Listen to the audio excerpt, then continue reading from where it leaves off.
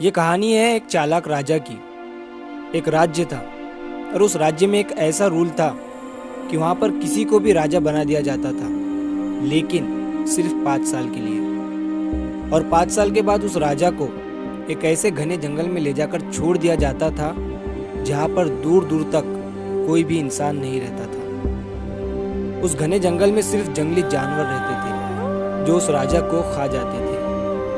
और ऐसा हर 5 साल के बाद होता था, क्योंकि हर 5 साल के बाद किसी न किसी को नया राजा बनाया जाता था और जो पुराना राजा होता था उसे इस घने जंगल में छोड़ दिया जाता था। जो भी लोग राजा बनते थे वो राजा बनने के बाद अपनी जिंदगी में इतने खो जाते थे कि वो ये सब भूल जाते थे कि उनके साथ 5 साल के बाद क्या होने वाला है।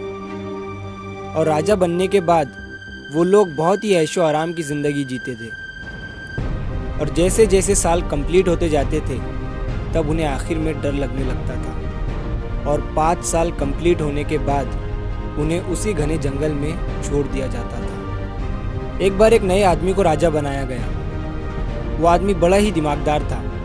उसने दूसरे राजाओं की तरह अपने 5 साल ऐशो आराम में नहीं गुजारे। उसने उस घने जंगल का पता लगाया। वहाँ जाकर देखा, उसे वहाँ पर बहुत सारे कंकाल पड़े हुए दिखे। ये सारे कंकाल उन लोगों के थे जो पहले राजा बन चुके थे।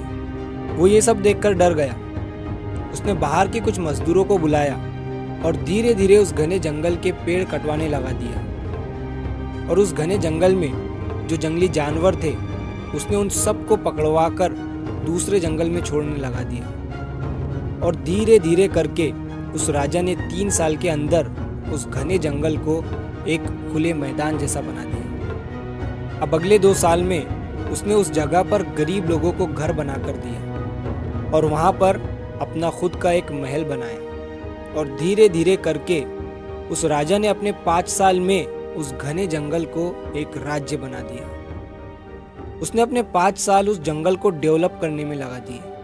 और जब उस राजा के 5 साल कंप्लीट हुए तो उस राज्य के लोगों ने उसे उस घने जंगल में छोड़ दिया, जो कि अब एक बहुत बड़ा राज्य बन चुका था। जब ये राजा वहां पर गया तो वहां इसका फूलों से स्वागत किया गया और अब वो वहां का राजा बन गया था। और अब उसने अपनी सारी जिंदगी आराम से गुजारी। दोस्तों, इस कहानी से हमें ये सीख मिलती है कि ये जो हमारी 20 से 25 की जो एज होती है, यही वो एज होती है जो हमारा फ्यूचर डिसाइड करती है।